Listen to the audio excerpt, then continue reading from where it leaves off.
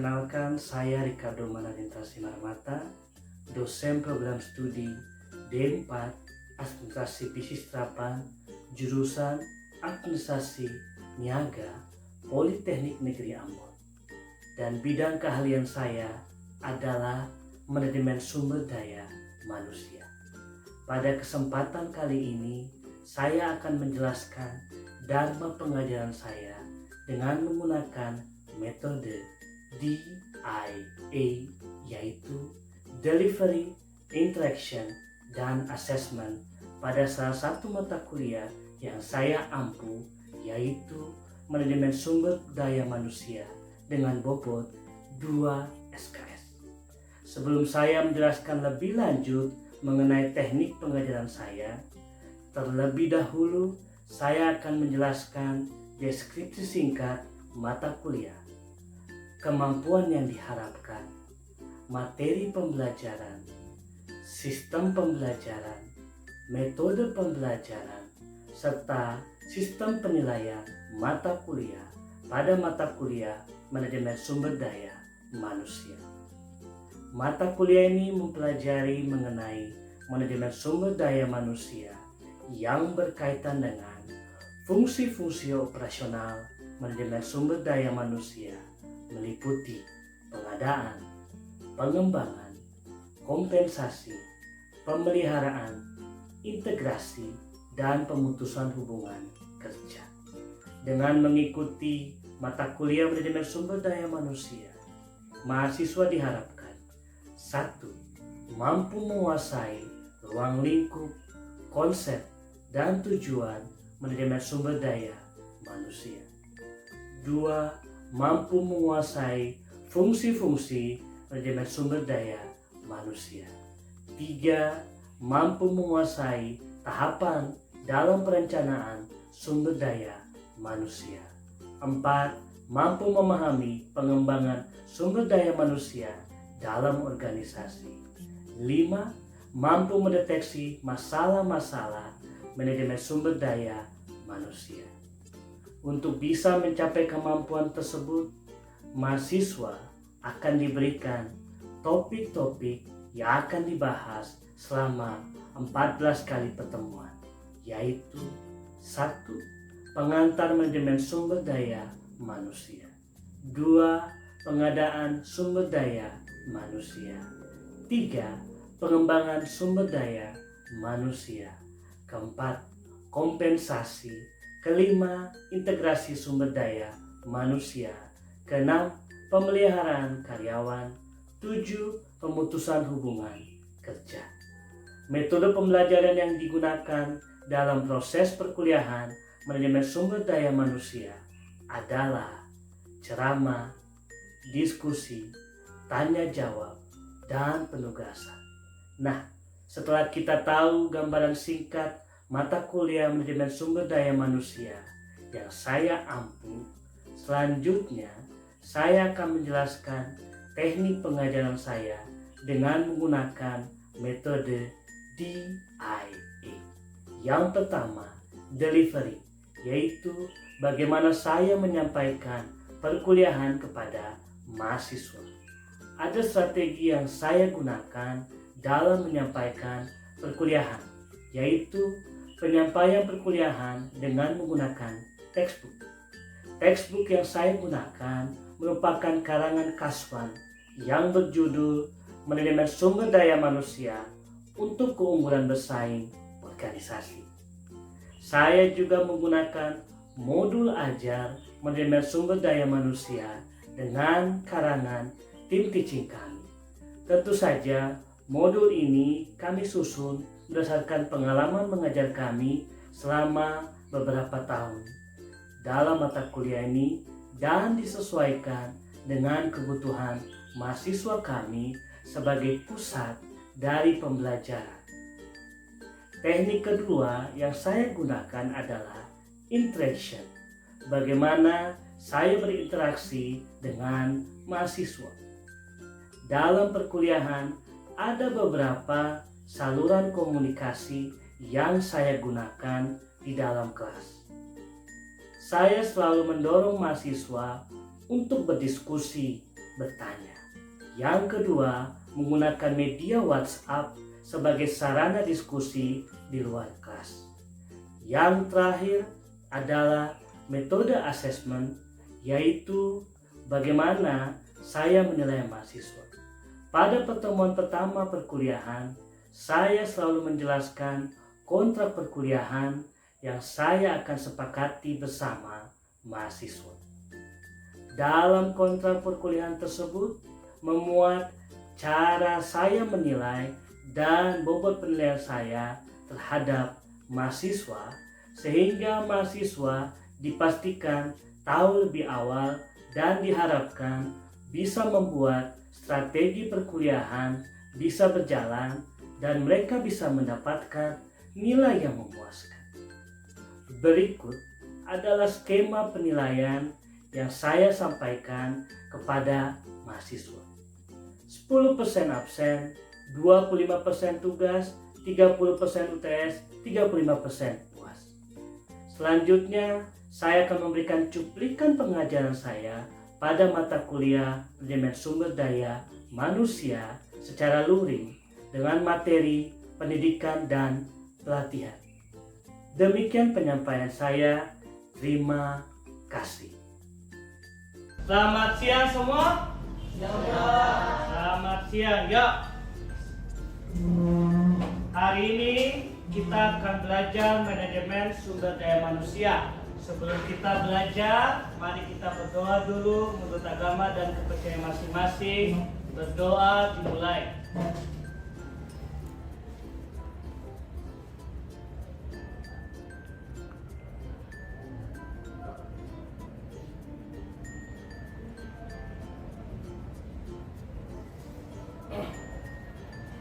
Berdoa selesai. Oke. Kita hari ini belajar yang namanya mengenai pendidikan dan pelatihan. Oke, minggu kemarin kita sudah belajar mengenai seleksi. Oke, sebelum Pak lanjut ke materi pendidikan dan pelatihan, Pak mau tanya dulu. Ada yang tahu pengertian dari yang namanya seleksi? Saya, Pak. Eno, silakan. Ya, jadi seleksi adalah proses pemilihan orang-orang yang memiliki kualifikasi yang dibutuhkan untuk mengisi kekosongan pekerjaan di semua organisasi. Ya, terima kasih Eno. Kemudian yang kedua, ada yang tahu lagi tujuan dari wawancara seleksi apa? Saya, Pak. Ya, Marsha silakan. Tujuan dari wawancara seleksi adalah mendapatkan informasi yang lebih mendalam tentang calon yang bersama dengan tes akan digunakan sebagai dasar untuk membuat keputusan tentang calon yang dipilih. Ya, terima kasih Marsha. Ya, kita lanjut ya. Oke. Pertama, kalau berbicara mengenai pendidikan dan pelatihan, kita berbicara pertama, apa itu pendidikan? Pendidikan yaitu suatu proses pengembangan kemampuan atau perilaku. Jadi kata kuncinya yaitu pengembangan kemampuan dan perilaku. Makanya kalau kalian ada mendengar kata pendidikan, apa yang dikembangkan? Yaitu yang pertama kemampuan atau perilaku. Tapi ada kata kunci ketiga, ke arah yang diinginkan. Artinya apa? Ada tujuannya mereka pendidikan. Jadi dia sembarangan mereka tuh pendidikan asal, yang penting pendidikan. Tidak, ada tujuannya. Kemudian pelatihan. Nah, menurut Simanjuntak 2005, pelatihan itu apa? Bagian dari investasi SDM atau sebutannya human investment. Tujuannya apa Pak Edo? Untuk meningkatkan kemampuan dan keterampilan kerja. Jadi kalau kalian pelatihan, ikut pelatihan dimanapun, yaitu tujuannya itu untuk meningkatkan kemampuan dan keterampilan. Supaya apa? Supaya kalian punya kinerja itu bagus. Pak Edo, kinerja itu apa? Kinerja itu adalah hasil kuantitatif dan kualitas. Sekali lagi, kinerja itu apa? Kinerja itu hasil kerja secara kuantitatif dan kualitas. Kuantitatif itu apa? Jumlah. Misalnya nih, Pak Edo kasih kalian pekerjaan, Marsha coba kerjakan pekerjaan ini. secara kuantitas kalian selesai. Kalau satu pekerjaan tak kasih, maka satu pekerjaan harus kalian selesaikan. Itu kuantitas. Kalau kualitas, pekerjaannya apa? Marsha coba buat laporan keuangan. Berarti Marsha buat laporan keuangan itu bagus, rapi, bagus, tidak ada salah. Itu namanya kualitas. Paham ya? Jadi kinerja itu adalah hasil kerja secara kuantitas dan oke. Pelatihan itu biasanya disesuaikan dengan apa? Jabatan. Jabatannya apa? Contoh, kayak itu jabatannya itu adalah bagian keuangan. Tidak mungkin pelatihan itu untuk bagian keuangan yang tidak diundang perawat. Tidak mungkin kan? Kalau pelatihan bagian keuangan, maka yang diundang adalah orang-orang keuangan. Jabatannya keuangan. Yang kedua, diberikan dalam waktu relatif pendek. Nah ini, pelatihan itu tidak pernah jarak yang paling lama itu 3 bulan, 1 tahun. Biasanya itu paling lama 1 minggu. Biasanya itu 1 minggu. Nah, tujuannya tadi kau bilang Pak Edo untuk membekali dengan keterampilan. Artinya yang tadinya tidak punya keterampilan, dengan adanya ikut pelatihan maka mereka dapat keterampilan kerja. Mereka bisa ahli. Yang tadinya tidak bisa Excel nih, setelah pelatihan maka mereka bisa Excel. Paham ya? Lanjut. Nah ini perbedaan pendidikan dan pelatihan. Kalau pendidikan itu prosesnya mendapatkan pengetahuan, mereka dapat pengetahuan. Kalau pelatihan, mereka itu dapat apa? Keterampilan. Ingat ya, yang satu pengetahuan, yang satu keterampilan. Yang kedua, kalau pendidikan itu dia menekankan pada mengetahui. Artinya kalau pendidikan itu pengen tahu saja. Oh iya, berarti ini A. Itu hanya pengen tahu saja. Kalau yang pelatihan dia itu menekankan kepada melakukan. Caranya bagaimana? Pelatihan tuh Excel tuh Microsoft Excel adalah ABC, itu pendidikan. Kalau pelatihan, nah cara-cara mengoperasikan Excel kayak gimana? Itu pelatihan. Oke, lanjut. Menekankan kepada informasi yang tidak berhubungan langsung. Nah, kemudian pelatihan itu menekankan pada tingkat kinerja. Lanjut ya. Oke, tujuan pendidikan pelatihan yang pertama itu apa? Memperbaiki kinerja. Nah gini, misalnya kenapa Pak Edo memperbaiki kinerja? Ya itu tadi Pak bilang, sebelum kalian ikut pelatihan kalian tidak tahu Excel. Karena tidak tahu Excel, pekerjaan kalian itu tadinya harus dikerjakan setengah jam, jadi 3 jam. Harus belajar lagi. Tapi setelah kalian belajar Excel, ikut pelatihan Excel, kalian bisa mengerjakan pekerjaan bisa. Yang tadinya kalian mengerjakan pekerjaan 3 jam, karena kalian sudah ikut pelatihan, gampang, kerjakan cepat. Itu namanya memperbaiki kinerja. Nah, yang B, memutakhirkan keahlian-keahlian para pegawai. Nih, contoh. Dulu itu Pak Edo kerja di bagian IT, pas semua sistemnya itu manual. Nah, setelah itu kantor suruh Pak Edo itu ikut pelatihan. Pelatihan Pak Edo ingat itu namanya pelatihan untuk jaringan. Oke. Nah, supaya apa? Supaya kantor itu yang tadinya teknologinya masih manual, setelah Pak Edo pelatihan, maka itu mereka langsung teknologinya bisa bagus. Makanya dia bilang memutakhirkan kalian para pegawai dengan kemajuan teknologi. Jadi kantor itu yang tadinya tidak bisa teknologi, tidak mengerti teknologi, setelah pegawainya dikirimkan, maka kantor itu bisa mengerti yang namanya teknologi. Yang tadinya manual, bisa yang namanya dia itu tidak manual lagi. Oke. Kemudian C, mengurangi waktu pembelajaran bagi karyawan baru. Ini contoh. Kalau kalian nanti lulus, kalian nanti diterima kerja, misalnya di kemarin itu kakak kelas kalian itu dia diterima di Indomaret Pusat.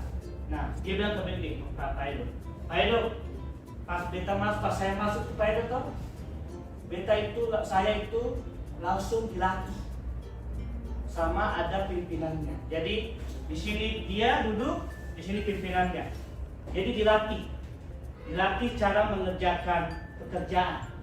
Nah, lihat. Kalau kalian tujuannya itu mengurangi waktu belajar, artinya apa Pak Edo? Artinya kalau kalian belajar sendiri, waktunya memerlukan lama. Tapi kalau kalian ikut pelatihan, yang tadinya itu kalian dibimbing, itu nanti memerlukan waktu itu tidak harus lama, cepat. Karena kenapa? Terstruktur, langsung kepada pekerjaan. Paham ya? Oke, lanjut. Membantu memecahkan masalah operasional. Nah ini Pak bilang nih, gara-gara ikut pelatihan, kalian itu bisa membantu yang namanya masalah di kantor. Pekerjaan-pekerjaan di kantor itu kalian bisa selesaikan. Pak Edo, kalau tidak ikut pelatihan, bisa tidak memecahkan masalah operasional? Biasanya jarang. Bisa, tapi butuh waktu lama. Oke, ada perbedaan antara pekerja yang ikut pelatihan dengan pekerja yang tidak ikut pelatihan. Itu ada perbedaannya pada saat memecahkan operasional. Biasanya pekerja atau pegawai atau karyawan yang ikut pelatihan itu dia gampang memecahkan masalah operasional di dalam kantor. Oke, lanjut. Nah, mempersiapkan karyawan untuk mendapatkan promosi jabatan. Contoh, kemarin itu ada teman kalian, kakak kelas kalian, dia jadi yang namanya karyawan, sekarang sudah jadi yang namanya supervisor. Dengan apa? Dengan salah satu cara yaitu ikut latihan dari kantor. Makanya Pak bilang pengen sekali ya kalau kalian lulus ditawari ikut pelatihan, mau, boleh, ayo Pak. Kenapa? Kalau kalian ikut pelatihan ya, terus kalian dapat sertifikat, kalian dapat keahlian. Kalau kalian nanti mau ngelamar pekerjaan itu gampang. Karena kenapa? Kantor lain lihat, oh udah nih, dia bisa ini, jelas, ambil.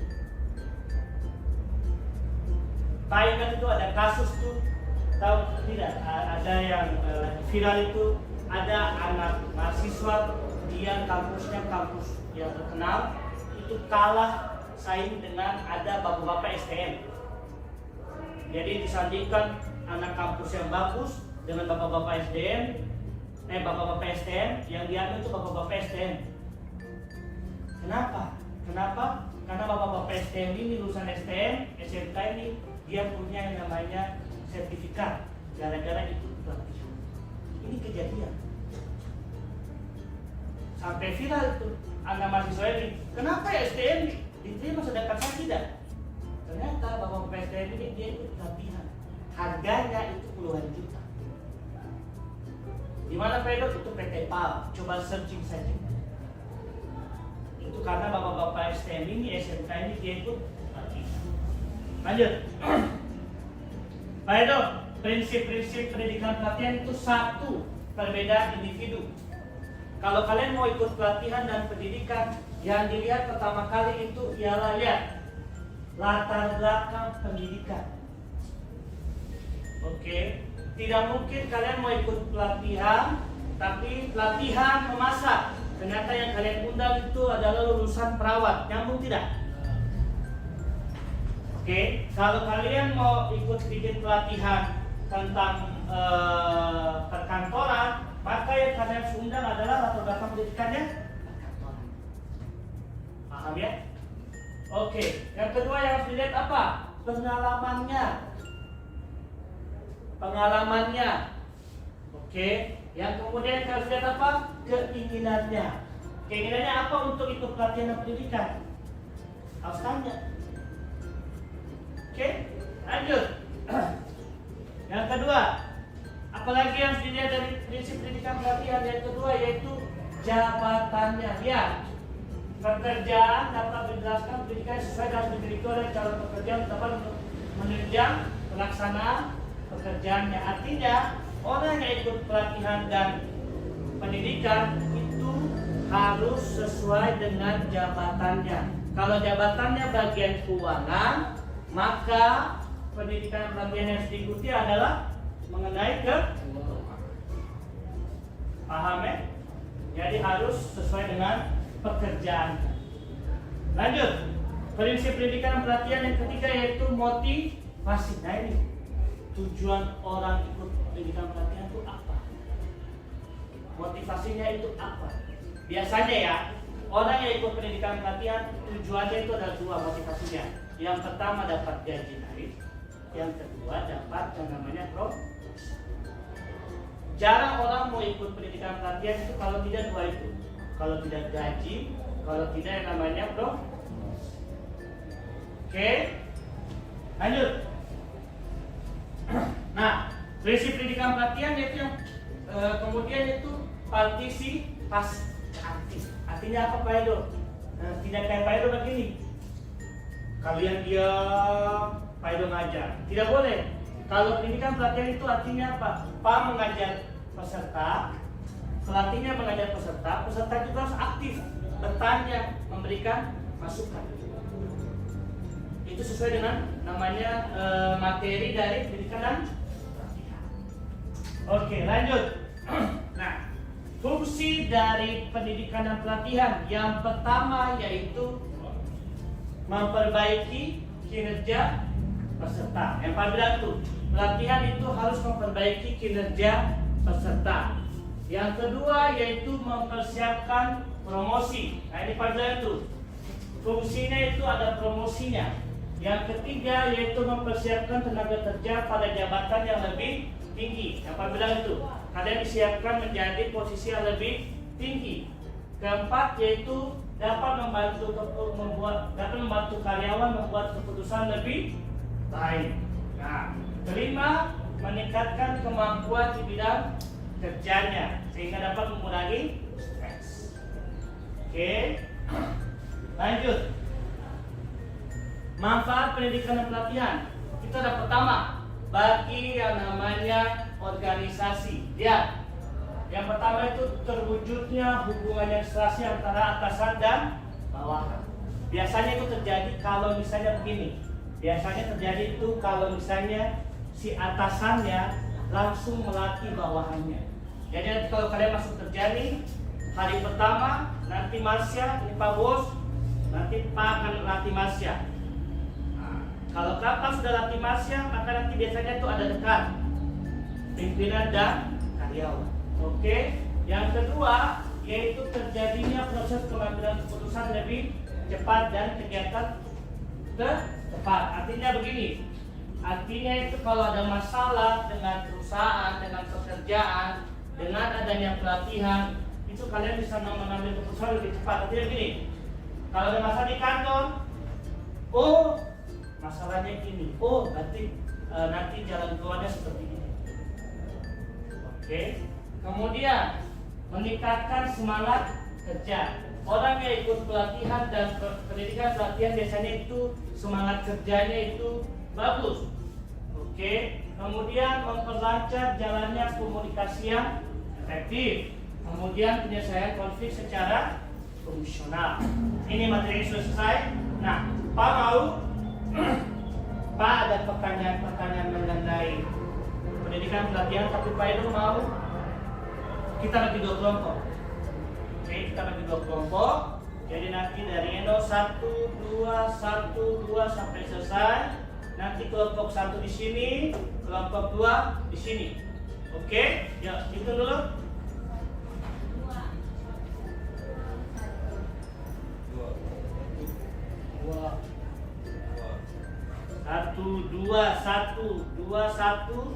2.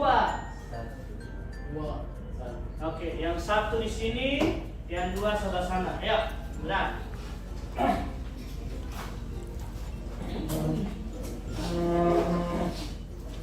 Oke, Pak ada pertanyaan? Pertanyaan kelompok. Pertanyaannya ini, kalian, ini pertanyaannya, kalian kerjakan 10 menit. Habis itu cari di internet atau di penut kalian. Oke, Pak bebaskan. Setelah itu kalian presentasi. Oke. Kalian presentasi. Kerjakan ini. berkelompok ya. Kalian cari di ini, kemudian diskusi. Oke, Pak kasih waktu 10 menit. Setelah itu presentasi presentasi setiap kelompok di depan.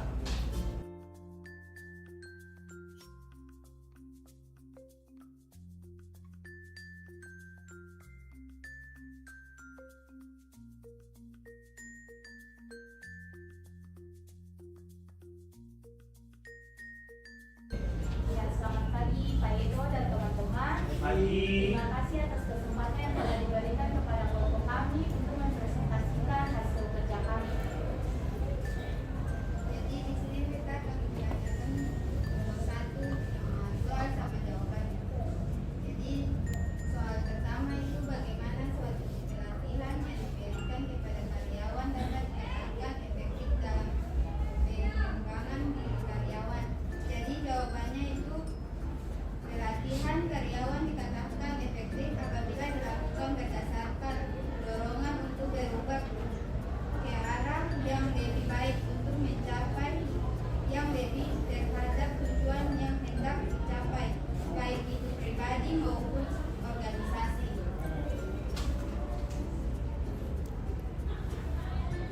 Nomor 2, apa dampak yang terjadi jika suatu perusahaan tidak melakukan pelatihan dan pengembangan terhadap karyawannya?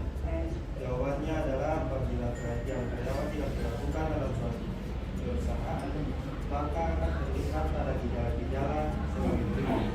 Sering berbuat kesalahan dalam melaksanakan pekerjaan, tidak pernah berhasil memenuhi standar kerja seperti yang diharapkan. Oke. Ya,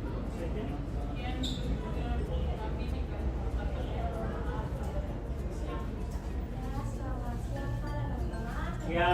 Atas kesempatan yang telah diberikan untuk kelompok kami mempresentasikan hasil kerja kami. Pertanyaan pertama yaitu bagaimanakah cara mengukur pelatihan itu berhasil atau tidak? Jawaban kami yaitu 1. Penilaian kinerja karyawan setelah training, sebuah pengukuran yang valid tentu saja menunjukkan adanya perbandingan. 2. Monitoring pelaksanaan program training. 3. Monitoring efektivitas training. 4. Pencatatan di lembar penilaian.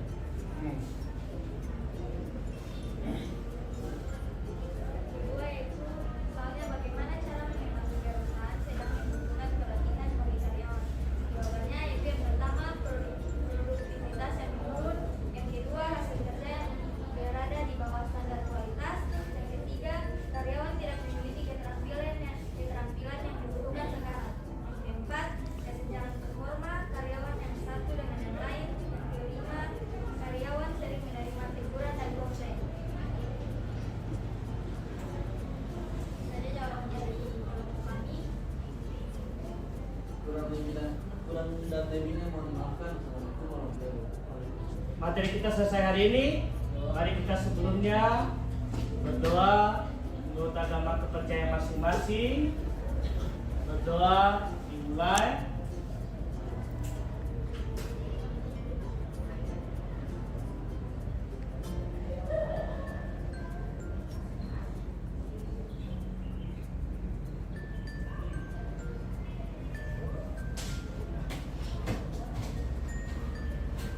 Berdoa selesai. Selamat siang semuanya. Nah, itu tadi cuplikan pelajaran mata kuliah manajemen sumber daya manusia yang dilaksanakan secara luring. Demikian yang bisa saya sampaikan dalam video kali ini. Semoga bermanfaat. Terima kasih dan sampai jumpa.